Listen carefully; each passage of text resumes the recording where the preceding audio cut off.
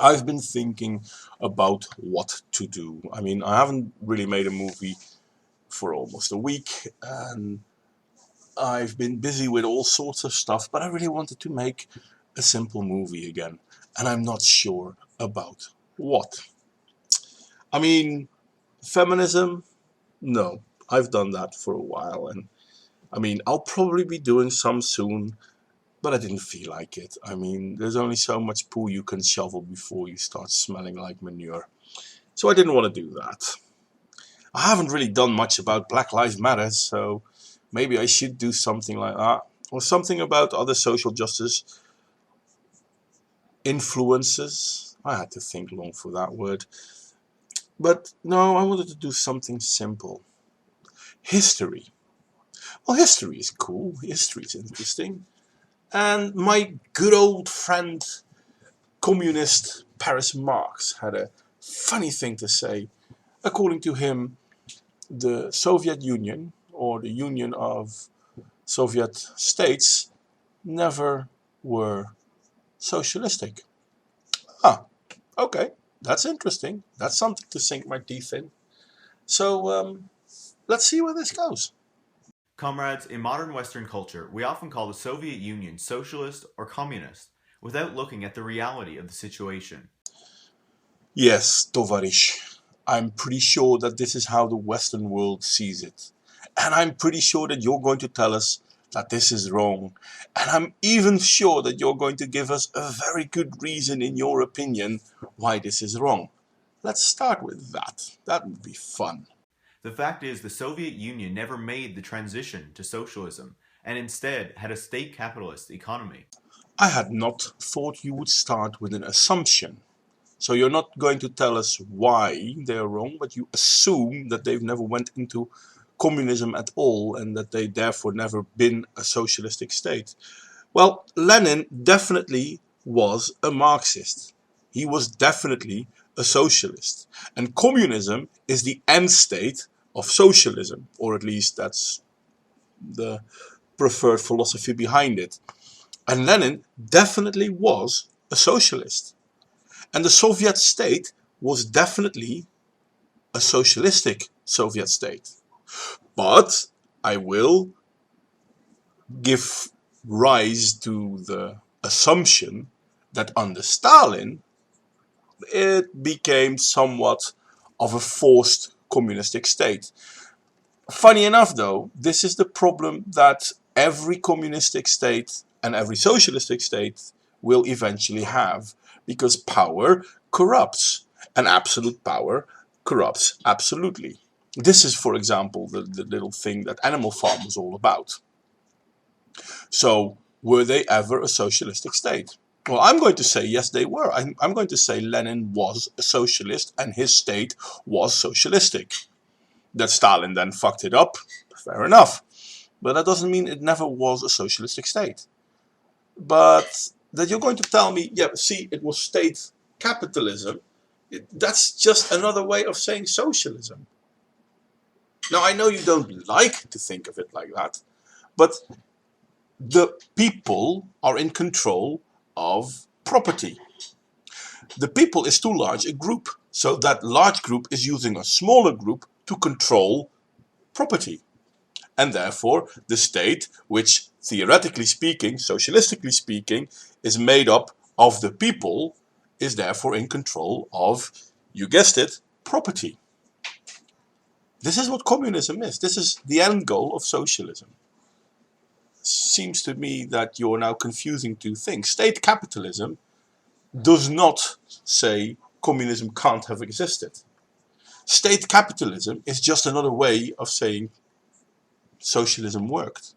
Unfortunately, because the group of people is too big, you have to have a smaller group of people in control of whatever it is you're in control of. Seems. I know. I mean, let's argue a little bit more on words. Continue. As we've discussed in a previous video, a capitalist economy is one where the workers don't control the means of production and don't have a say over how the surplus produced by their labor is distributed. The capitalist controls these things and can either be a private individual or group or the state.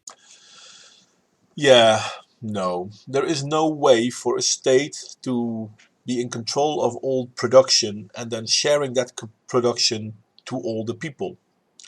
I mean, you will call it a state capitalism if they do, but if they do not, then there is no sharing of what's being produced. You cannot claim that all workers share all what's being made if there is no one making sure that that sharing is taking place. This is what a communism is. This is what socialism strives for. Communism is the end state of socialism. Now, that we haven't seen a real good way of communism at work, no, of course not, because power corrupts and communistic system become corrupted.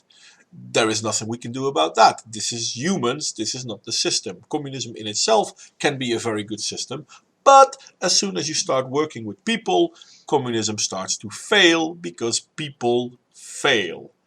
The whole message of, well, we never seen a true communistic system because state capitalism. No, state capitalism is the way to share out the wealth. It's not some stupid thing. I mean, we call it state capitalism because of a lack of a better word. Oh well, let's continue. A socialist economy is when the workers democratically control the means of production and choose themselves how to distribute the surplus created by their own labor, essentially making the capitalist irrelevant. This might work for a small group of people, but how do you think this is going to work for a country with several millions of people? I mean, have a factory, and in that factory have 50 people work, and all those 50 people are saying how everything is being distributed in a fair and open manner. Yeah, sure. But now you have 1,000,000 people to do that. So you need a group of people to do the sharing out. Now you call this state capitalism. Potato, potato, I guess. But how can you do it without having a group to do the splitting of the equal shares? In the Soviet Union, the state owned the means of production and decided how to distribute the labor surplus. Therefore, it had a state capitalist economy because the state, not the workers, was in control. Yeah, you know, I have the feeling you don't understand it. State capitalism is what is needed to be able to distribute stuff. I mean, you can't have 50 workers in a factory also dividing everything that factory makes amongst those 15 workers or 50. It's not that they shouldn't, but it takes away time from production. So it's better to have a bunch of people producing and a bunch of people being busy with the sharing. Especially if you're talking about a country with several million of people. And I say several million, but it's what, a few hundred million? So, of course, it is going to be like a state capitalism because that's the only way. You need one central source where everything goes to, and from that one central source, you divide everything to everyone.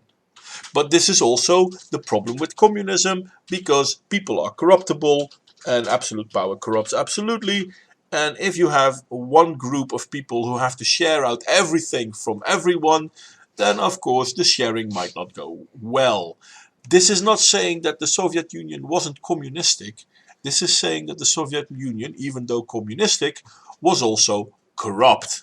We should also dispel the myth that it was communist. Yes, it might have been ruled by the Communist Party of the Soviet Union, but as we've discussed in a previous video, communism is a stateless society where money and social class are abolished, and workers democratically control the means of production.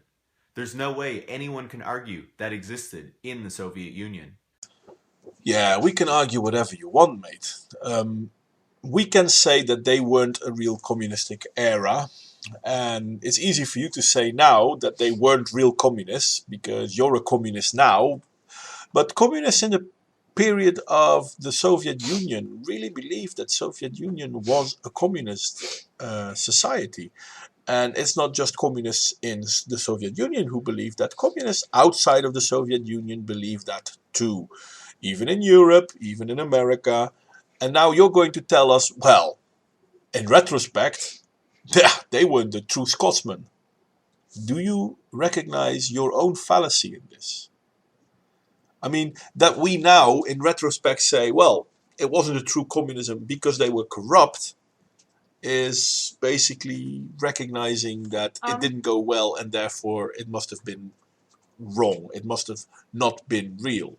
Don't get me wrong, I would like to applaud a true socialistic state, but socialism will never work. Because the very simple reason, it has to be done by people, and people are corruptible, and absolute power corrupts absolutely. And guess what those people in power then will be? Indeed, they will be corrupt. That does not mean that they weren't a real communistic or socialistic state. It means they got corrupted. Lenin himself acknowledged the Soviet Union had a state capitalist economy and believed it had to further develop before they could make the transition to a socialist economy.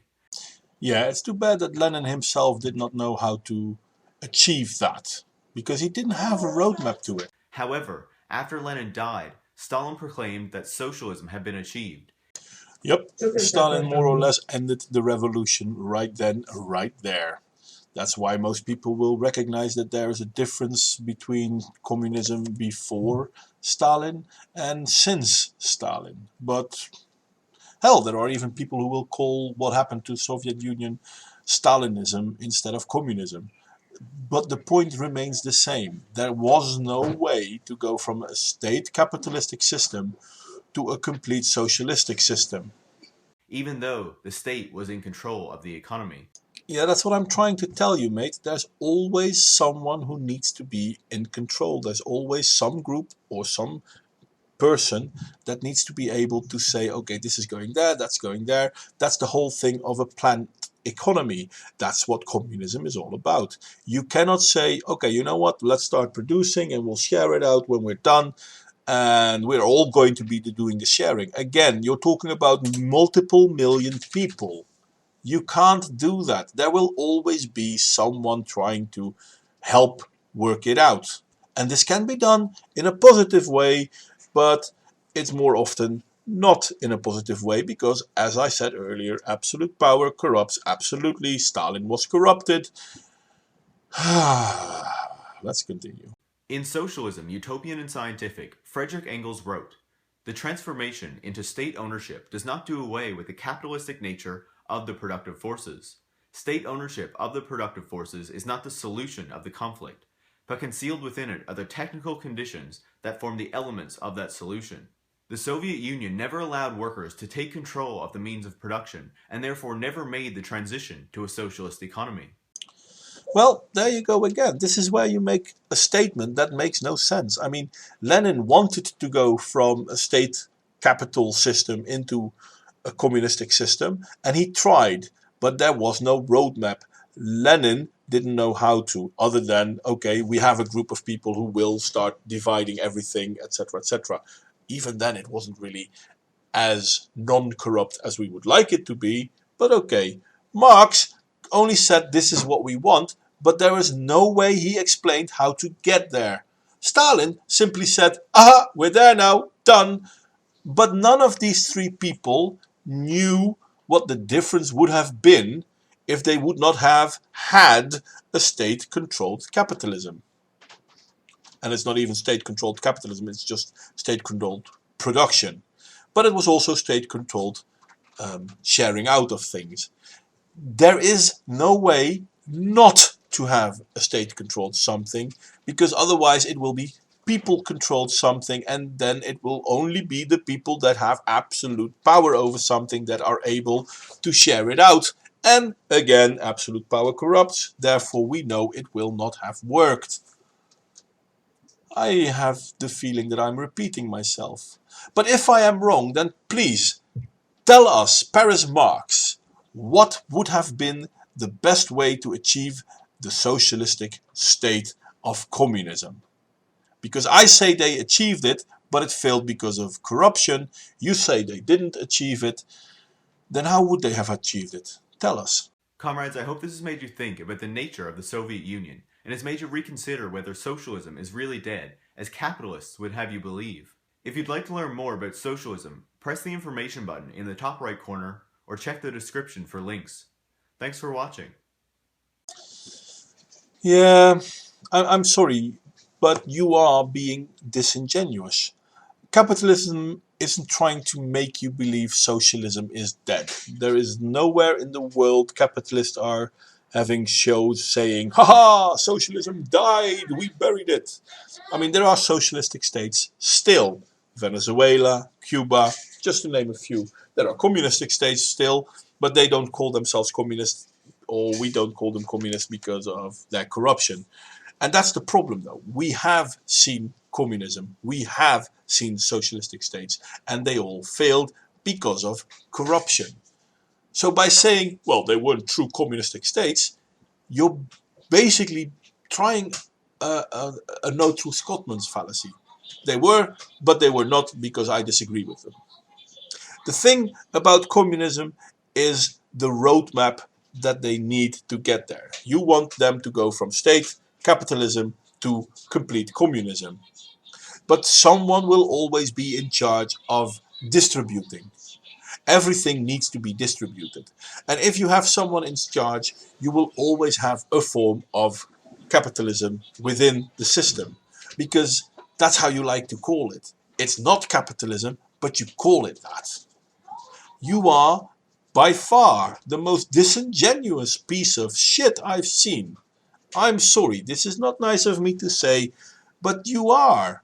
We have seen communism. We have seen it going wrong. And here you are advocating that, well, it might have gone wrong, but that's because it was the wrong form of communism. That's just a lie. We've seen communism fail because it couldn't work. Absolutely not. Why not? Because people. In a communistic system, you will have people who will be at the reins, so to say. They are at the top of the ladder and they need to divide everything to everyone. Those people will be in a position of absolute power. What does absolute power do to people? It corrupts them absolutely. Ta-da! That's the failure of communism. It's not that Russia did it bad or that China did it bad or Cuba did it bad. No, no person can do it right. If you think there is a way that communism can go right, then please enlighten us. Anyway, this is where I'm going to put an end to it. Please like, subscribe, share, and criticism, as always, is more than welcome. Have a good day, everyone.